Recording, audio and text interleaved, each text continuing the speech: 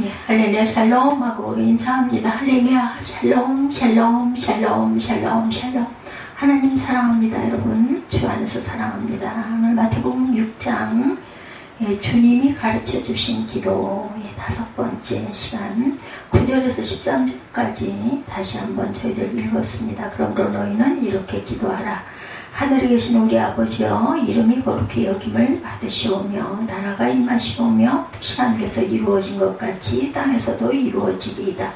오늘 우리에게 일용할 양식을 주시옵고 우리가 우리에게 죄 지은 자를 사하여 준 것 같이 우리 죄를 사하여 주시옵고 우리를 시험에 들게 하지 마시옵고 다만 악에서 구하시옵소서. 우리 이렇게 늘 기도하죠. 여러 해 전 얘기입니다. 교육부에서 교사와 청년이 현재 65세에서 60세로 교사의 정년을 내리겠다, 낮추겠다고 발표를 해서 많은 무리가 일어났던 일이 있었어요. 학부모 측에서는 이를 적극 환영하고 나섰고, 일선 교직에 몸을 담고 있는 분들, 특히 나이 드신 분들은 강력한 반발을 하고 있었던 거죠.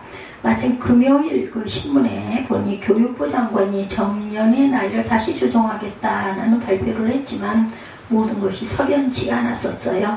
학부모들은 컴퓨터 세대 아이들 힙합을 입고 머리에 물을 들이고 귀걸이를 하고 따라 부르기조차 힘든 그 랩송들을 거침없이 지금은 좀 잦아들었죠. 이게 수년 전에 이 아주 굉장한 대단한 이슈가 되기도 했습니다. 오늘의 아이들 현실을 감안할 때 나이 드신 교사들이 감당하기에는 역부족이 아니냐, 이런 주장들을 굉장히 강하게 했다고 합니다. 그에 비해서 학생들의 교육은 경륜을 결코 무시할 수 없다는 교사들의 주장도 만만치가 않았어요. 가만히 생각해보면 둘 다 학생들을 전심으로 생각하는 주장은 아닌 것 같았어요. 교육을 위한 아이들이 컴퓨터를 다루기 때문에 교사도 반드시 컴퓨터를 다룰 줄 알아야 가능하다는 것은 전인교육의 측면에서는 맞지 않는 주장이기도 하다는 거죠. 어쩌면 젊은 교사를 원하는 마음에는 자녀들에게 좀 더 나은 실력을 쌓게 하고자, 또한 세대 차이를 좀 줄여주고자 하는 부모님들의 자기중심적 사고가 작용을 한 것으로 보입니다. 나이가 많으신 교사도 이런 주장에 대해서 또한 반성을 해봐야 되겠죠. 대부분 학교에서 수십 년 동안 타성에 젖은 채 연구하지 않고 학생들을 지도하는 분들 중에는 나이 많으신 분들이 실상은 굉장히 많다고 하죠. 또 교감 정도 올라가시면 전부 다 50대 이후들이셔요. 그러므로 경륜이란 측면에서 잘못된 처사라고 말하기 전에 학생들을 이해하려는 노력이 필요하다는 거죠. 어쨌든 반대하는 분들의 경우도 실상은 학생들 편에서 생각하고 있는 것이 아니라 자신들의 권익을 주장하는 자기중심적 사고가 아주 강했다고 합니다. 근데 이런 자기중심적 사고는 성도들의 신앙생활과 기도생활에서도 쉽게 찾아볼 수가 있어요.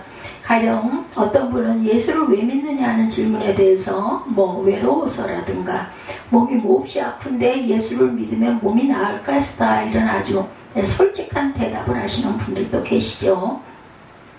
더러는 세상이 불안해서 믿는다, 이런 의견도 있습니다. 이런 경우는 아직 신앙이 초보 단계에 머물러 있는 것이긴 하지만 이런 경우도 자기 중심적 신앙의 틀에서 벗어나지 못하고 있다는 증거죠. 이렇게 생각하면 솔직히 그럴 수 있죠. 아니면 사업을 하는데 내가 그래도 하나님을 믿으면 좀 도와주시지 않을까, 마음이라도 의지가 되지 않을까, 또 이런 마음이 있을 수 있어요. 저는 그게 나쁘다고 생각을 안 합니다.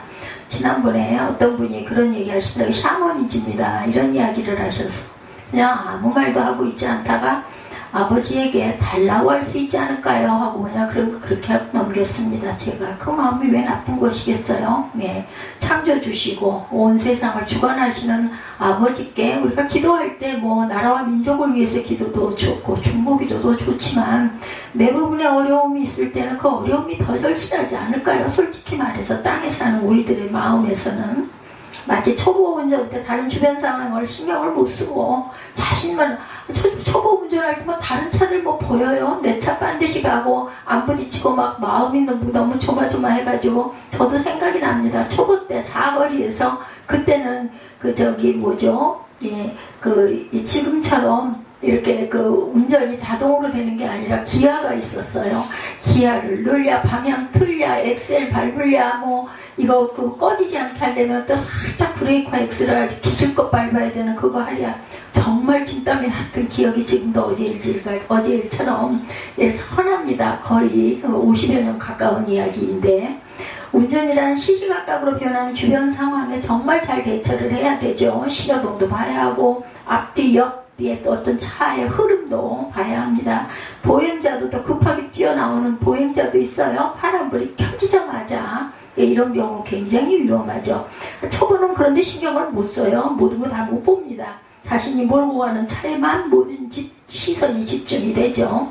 근데 우리의 기도가 그렇죠. 자신이 원하는 것에 모든 관심이 집중되어 있습니다. 그리고 그냥 의례적으로 하는 기도도 있지만 정말 절실해서 기도할 때도 많이 있죠. 자기의 뜻을 하나님께 관철시키기 위해서 기도하는 사람들이 많다고 저는 봅니다.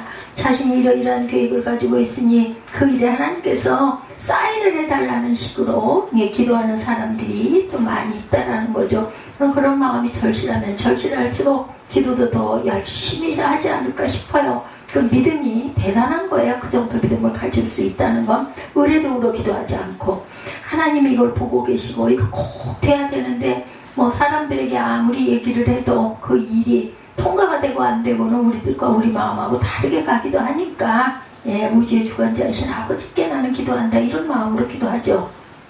여러분들은 기도하실 때 무엇에 더 많은 관심을 갖고 계십니까?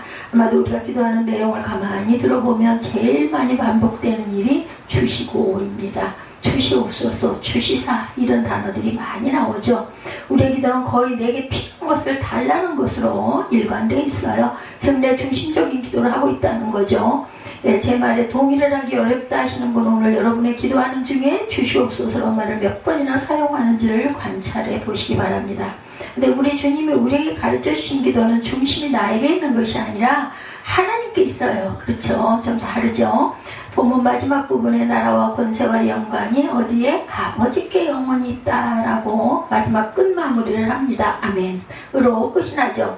기도의 제일 마지막에 누구에게로 향해 있어요? 하나님 아버지께 향해 있죠. 주기도문을 처음 시작할 때 하늘에 계신 우리 아버지라고 하면서 그 기도가 하나님께 맞춰져 있음을 우리는 이미 살펴본 바가 있어요. 네, 오늘 주기도문의 제일 마지막도 영광의 아버지께 영원히 있사옵나이다 이렇게 고백을 합니다. 하면서 하나님께 초점을 맞추고 있어요. 이렇듯 기도의 시작과 끝 모두가 하나님께로 향해 있다는 사실을 우리는 주목하게 볼 수가 있어요.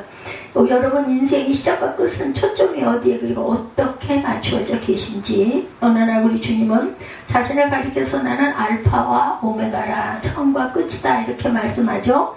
예수 그리스도께서는 역사의 시작이고 역사의 끝이시다라는 것, 즉 모든 역사가 그분께 초점이 맞추어져 있다. 그래서 바울은 로마서 11장 36절에 이는 만물이 어디에서? 주에서 나오고 주로 말미암고 어디로? 주에게로 돌아갑니다 이렇게 말하고 있습니다. 영광이 그에게 세세에 있으리로다 이렇게 끝마치죠. 바울의 고백대로 이 세상의 역사가 그분으로부터 시작해서 마침내 그분에 의해서 종결이 된다. 그렇다면 우리의 인생도 그분에 의해서 시작이 되고 그분에 의해서 진행이 되고 종결도 된다는 거죠. 그래서 우리의 기도는 나라와 권세와 영광이 아버지께 영원히 있사옵나이다 라고 끝을 맺어야 돼요. 즉 내 기도의 관심은 나에게 있는 것이 아니라 하나님께 있다는 사실을 고백하면서 끝을 맺습니다. 그 다음에 여기서 말하는 나라와 권세와 영광은 구체적으로 어떤 의미를 가지고 있는 것일까? 오늘 주기도문의 마지막 부분의 의미를 함께 생각해 봅니다. 여기서 말하는 것은 나라는 하나님의 나라를 말하죠. 근데 하나님의 나라는 성경 전체의 주제이기도 하다.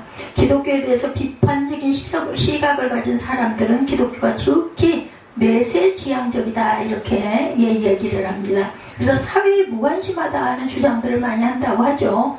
물론 이러한 비판에 대해서 우리는 겸허히 수용하는 자세가 또한 있어야 돼. 정말 그럴까 한번 돌아볼 줄도 생각해 볼 수도 있어야 돼. 세상이 정말 많은 물명의 이기들이 발달이 됐어요. 그래서 예전보다는 뭐 일을 처리하는 거, 넘어가는 거 이런 것들이 굉장히 빨리빨리 잘 얼른 끝이 나고 하는데도 우리가 엄청 쫓기듯이 살아요. 그만큼 많은 일들이 있어서 그런 건지 우리 마음에 여유가 없습니다. 그렇지만 이렇게 기도할 때만이라도 한번 곰곰이 생각해 볼 필요가 있다. 돌아볼 필요가 있다. 내 자신에게 초점을 맞춰주는 것보다는 하나님께 내가 내 삶을 드리면서 구하고 가고 있는지 이걸 한번 조용하게 생각하는 시간이 정말 필요하다. 그동안 기독교는 역사적으로 억울했던 시기 일제 식민지 시대를 거치고 우리나라 역사로 봐도 6.25 동란과 50년대 후반부터 60년대 후반까지 경제적인 빈곤을 거쳐왔어요. 그렇죠? 희망을 잃은 우리 민족에게 소망을 심어주기 위해서 내세 지향적인 면을 무척 강조한 그러한 사실이 있습니다. 그러다 보니까 사회에 대해서는 자연히 무관심하게 됐었죠. 우리는 그 사실을 솔직히 인정해야 해요. 그러나 이러한 비판에도 불구하고 기독교의 본질을 희석시키거나 바꿀 수는 없다. 주님이 이 땅에 오신 이유가 사회를 구현하기 위해서였다면 주님은 이스라엘을 먼저 로마의 압제로부터 구원한 일을 아마 하셨을 거예요. 그러나 주님은 가룟 유다와 같은 열심당원을 제자로 두시고도 그렇게 하지 않았습니다. 주님은 제자들에게 내가 너희를 위하여 처소를 예비하러 간다고 말씀하시죠. 너희를 위하여 처소를 예비하면 다시 와서 너희를 내게로 영접하여 나 있는 곳에 너희도 있게 하겠다고 분명히 말씀하셨어요.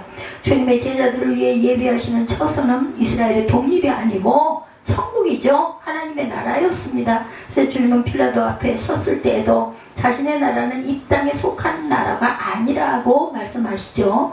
우리가 이 땅에서 사는 삶은 지극히 제한적이에요. 천년 만년 사는 사람은 아무도 없습니다. 기껏해야 100년 남짓. 그런데 중요한 것은 그 때를 우리가 모른다는 거죠. 몸이 많이 아픈 사람 얼마 안 있어 곧 돌아가겠네 했던 사람은 더 오래 가고, 아주 정정하고 씩씩하게 어떤 사명을 해서 열심히 달려가던 사람은 어느 날 갑자기 돌아가기도 합니다. 알 수가 없어요. 그것은 하나님에게만 있는 열쇠라고 저는 생각을 합니다. 우리 주님의 능력이 우리에게 고작 100년밖에 되지 않은 삶을 보장하고 있는 것일까? 온 세상을 만드시고 다스리는 주님의 능력이 우리가 이 땅에서 사는 100년도 채 되지 않은 삶에 국한이 됐을까입니다. 물음표죠. 아니죠. 주님은 우리가 사는 이 땅에서의 100년의 삶을 준비하신 것이 아니라 영원토록 저 천국을 준비해 두셨다. 자신의 십자가에서 죽으심과 부활을 통해 이 나라를 우리를 위해 준비해 놓으셨고, 그러므로 기도할 때마다 우리는 하나님의 나라를 믿고 확신할 줄 알아야 된다. 어떤 그 목사님이 아버님께서 돌아가시기 전날 사경을 해내시는 와중에도 신앙 고백하시는 것을 들으시고 엄청난 감동을 받으셨다, 이런 말씀을 하시더라고요. 사형 선고를 받으신 후 6개월가량 폐암으로 고통스러워하시는 모습을 옆에서 지켜보셨대요. 심지어는 그 고통을 견디지 못해서 진통제를 한꺼번에 한두 알 먹어야 되는 걸 10알 이상을 드시더랍니다. 그러나 그렇게 고통스러워하시더니 돌아가시기 전날 신앙 고백을 하시고 다음날 마치 천사와 같은 모습으로 두 눈을 감으시더랍니다. 2주 전 어떤 그 집사님도 그런 얘기를 하시더래요. 위독하시다는 연락을 받고 댁으로 급히 달려갔습니다. 거의 며칠째 아무 말씀도 못하시는 상태였습니다.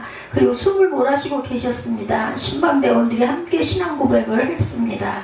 그리고 신앙 고백이 끝났을 때 집사님은 있는 힘을 다해 모두에게 들리는 똑똑한 목소리로 아멘이라고 대답을 하셨습니다. 그리고 다음날 편안히 돌아가셨습니다. 이런 간증이 있었습니다. 우리에게는 주님이 예배해 놓으신 영원한 나라가 있어요. 근데 그 나라 문턱을 밟기가 이렇게 힘이 들고, 각자에 따라서 여러 가지 어려움들이 있죠. 급하게 심장마비로 그냥 정말 건강하게 있다가 어느 날 갑자기 돌아가는 사람이 있는가 하면 이렇게 지병으로 오래 앓다가 정말 고통 가운데 돌아가는 분도 계셔요. 하나님의 나라는 1000번 아니 10,000번을 강조해도 부족하죠. 왜냐하면 이 땅에서의 삶이 전부가 아니기 때문입니다. 나이가 들수록 우리가 영원히 가야 할 내 집 천국이 있다는 것은 굉장한 위로가 됩니다. 나이 드신 분들이 그래서 뒤늦게 교회를 나가시는 분도 많죠. 정말 이 땅에서의 삶이 전부인 양 사는 사람들처럼 어리석은 사람은 없다. 젊을 때는 그렇죠. 무슨 죽으면 그만이지 무슨 그런 게 어디 있어 이렇게 얘기하지만, 그분도 나이가 들면 들어갈수록 마음에 이런 갈등이 반드시 오리라고 봅니다. 하나님 나라가 있죠. 천국이 우리를 위해 예비되어 있습니다. 그러므로 기도할 때마다 하나님 나라를 바라볼 줄 알아야 되겠다. 주님에 계시는 영원한 나라를 소망하면서 기도해야 합니다. 마음에 품고 바라보고 기도해야 되겠죠. 미랄의 어떤 그 목사님이 이런저런 이야기를 하시는 중에 이런 말씀을 하더랍니다. 장애인을 위한 복지는 한계가 있습니다. 복지를 위해 노력하면 장애인에게 편리함을 제공하겠지만 생명을 살릴 수는 없습니다. 그렇죠? 궁극적으로 장애인들에게 복음이 필요합니다. 복음이 그들에게 진정한 생명입니다. 그렇죠. 누구도 영원히 사는 사람은 없어요. 건강한 사람이나 몸이 아픈 사람이나 누가 더 빨리 갈지 누가 더 늦게 갈지는 하나님 손 안에 하나님 소관이에요. 건강했던 사람이 일찍 고통을 겪지 않다가 돌아가는 것과 오랫동안 고통을 겪다 가는 차이가 있겠죠. 복음 안에 장애인을 진실로 변화시킬 수 있는 것은 영원한 천국 하나님의 나라밖에 없다. 그 말씀에 전적으로 동의합니다. 진실로 우리 모두에게 필요한 것은 영생이죠. 하나님 나라입니다. 두 번째는 권세다. 하나님의 권세. 그리고 이것은 하나님 나라를 통치하는 능력을 말하고 있죠. 세상의 권세는 정말 보잘것이 없어요. 조금 더 잘 살고 조금 더 못 살고 장차관을 하고 대통령을 하고 영원히 합니까? 아니잖아요. 그죠? 요즘에는 그것도 두렵고 무서운 일이에요. 그러다가 탄핵 한번 받으면 그냥 아주 온 집안이 망해버리죠. 그렇기 때문에 권세는 언젠가는 무너질 수밖에 없다. 하나님의 권세는 온 우주 만물을 통치하시는 권세일 뿐만 아니라 영원전부터 영원까지 계속되는 그러한 권세다. 역사적으로 보면 세상의 권세가 하나님의 권세를 누리기 위해서 얼마나 노력들을 했는지 몰라요. 초대교회 때 네로 황제는 로마를 불사르고 기독교인들이 불을 질렀다고 거짓 소문을 퍼뜨리죠. 그리고 거짓된 소문으로 기독교인들이 씨를 말려버리려고 합니다. 그러나 하나님의 권세는 결코 사라지지 않았어요. 오히려 더 왕성하게, 그죠? 많은 나라로 흩어져가지고 그 세계로 막 퍼져나가지 않았어요. 탄압을 하면 할수록. 중국의 모택동이 문화대혁명이라는 이름하에서 자신의 세력에 반대하는 수많은 사람들을 숙청하고 자신의 개인 숭배를 강요하기 위해 종교 말살 정책을 펼쳤던 것을 우리는 기억하고 있습니다. 좀 희미하지만 있었어요. 그렇죠? 지금도 중국 정부는 정부가 정식으로 인정하고 있는 3자 교회 외에 어떤 기독교인들의 집회 행위를 규제하고 있다고 합니다. 그들의 생각에 그렇게 하면 교회가 하나님의 권세가 꺾일 줄로 그렇게 알았던 거죠. 그러나 지금 중국의 그 3자 교회 외에 수많은 지하 교회가 있다는 거 사실을 어린 아이들도 알 정도로 대단하다고 그러죠. 중국에 있는 기독교인들이 그렇게 숫자가 많다고 합니다. 그 셀 수 없는, 집계되지 못한 그런 교회들. 굳이 남의 나라 예를 들 것 없이 북한의 경우 또한 그렇죠. 공산화가 된 이후에 한국의 예루살렘이라고 불리웠던 평양의 교회가 사라졌어요. 수많은 사람들이 죽죠. 종교는 아편이라는 그들의 논리에 의해서 철저하게 탄압을 받았습니다. 북한에도 정부가 인정하는 봉수교회, 칠골교회, 최근에 세워진 반석교회를 제외하고는 어디에서도 지상 위에 세워진 교회는 찾아볼 수가 없다고 합니다. 그렇다고 교회가 사라졌는 거 아니죠? 통계가 옳은지 더 많은지 더 적은지는 모르지만 제가 알고 있는, 제가 받은 부분의 2,800의 그 교회, 그거보다 더 많으면 많았지 적지 않을 거라고 생각을 합니다. 교회라는 명칭으로 예배를 드리는 분들 내놓고, 그러니 우리가 얼마나 복돼요. 우리가 선택한 건 아닌데 우리는 자유롭게 예배를 10번 드리든 20번 드리든 그거 가지고 누가 뭐라는 사람 없잖아요. 근데 이분들은 얼마나 조마조마해하면서 예배를 드렸을까. 저는 그게 너무 마음이 안타까워서 그런 부분으로라도 빨리 통일이 되어서 자유로워졌으면 좋겠다. 얼마든지 기도하고 찬양하고 예배하고 그죠? 십자가를 세울 수 있는 그러한 나라 북한이었으면 좋겠다. 저는 그 소망이 있습니다. 하나님의 권세가 세상의 권세에 굴복할 수는 절대로 없다. 지금 북한의 통일을 기다리며 통일이 오면 자유로운 신앙생활을 할 수 있으리라고 기도하며 눈물을 흘리며 기도하는 수많은 지하 성도가 있다는 것을 이제는 모든 사람들에게 알려져서 알고 있어요. 숫자가 정확하든 안 하든 그게 중요한 건 아니죠. 그런 분들이 많이 있다라는 거, 그것만도 저는 정말 마음에 감동이 옵니다. 하나님의 권세는 그렇게 약하지 않아요. 감히 세상의 권세가 어떻게 하나님의 권세를 당할 수 있겠는가.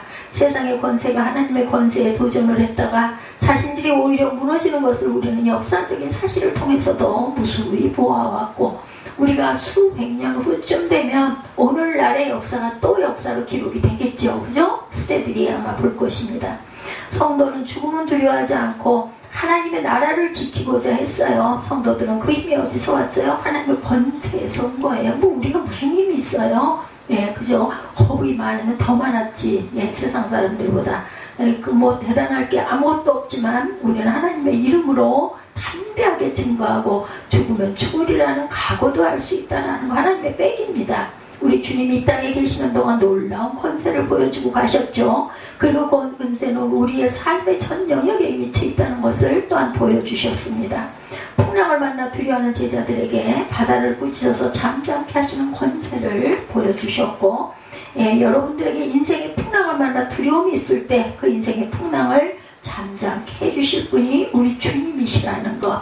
주님은 병든 자도 낫게 하셨어요. 앞을 보지 못하는 맹인과 38년 동안 꼼짝을 하지 못하고 누워만 있던 병자와 심지어 이미 죽었던 나인성 과부의 아들, 예, 회당장 아이로의 딸도 살리셨어요. 죽은 지 나흘이나 지난 나사로도 살리십니다. 주님 우리의 질병을 치료하실 권세가 있으십니다. 이 질병이 죽음에 이르는 병이라 할지라도 주님이 가시면, 예, 놀라운 권세와 능력으로 다시 일으키는 그러한 사건들도 우리는 많이 보았죠. 근데 구약시대 예레미야 선지자는 이렇게 탄식을 합니다. 8장 22절에 예, 길르앗에는 유황이 있지 아니한가? 그곳에는 의사가 있지 아니한가?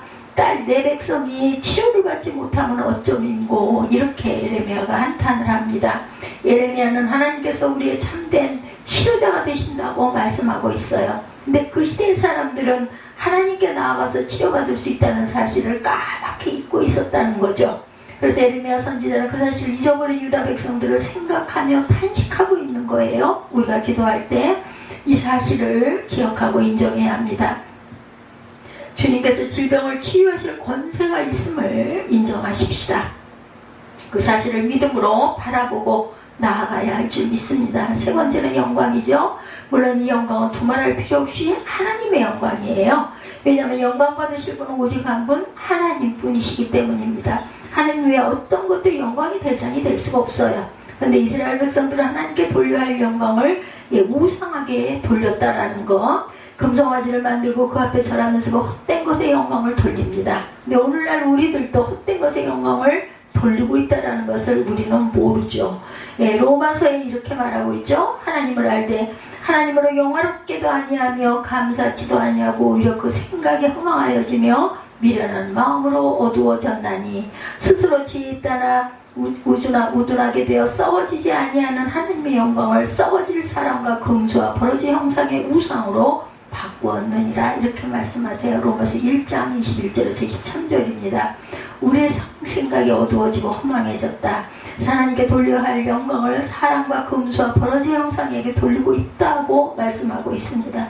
우리가 영광을 금수와 버러지 형상에 돌리고 있다는 말은 어떤 형상을 만들어서 그 앞에 절호하고 있다는 뜻이 아니라 우리 마음이 헛된 것에 뺏겨버렸다라는 뜻을 갖고 있습니다. 우리 주위를 돌아보면 우리의 마음을 빼앗는 것들이 참 많죠. 심지어는 하나님께 예배드리면서도 마음을 세상의 것에 다 뺏겨있는 사람들이 얼마나 많은지 몰라요. 하나님께 온전한 자세로 여러분들 예배하고 계십니까? 예, 빨리 예배 마치고 결혼식장 가야 할 텐데 오늘따라 목사님 설교가 왜 이렇게 길까? 내일 아주 중요한 계약이 있는데 과연 성사가 될까? 머릿속은 딴 데가 있습니다. 이사가려고 집을 내놓아내도 도대체 사람들이 집을 보러 오지 않은 건 왜일까? 등등, 그죠?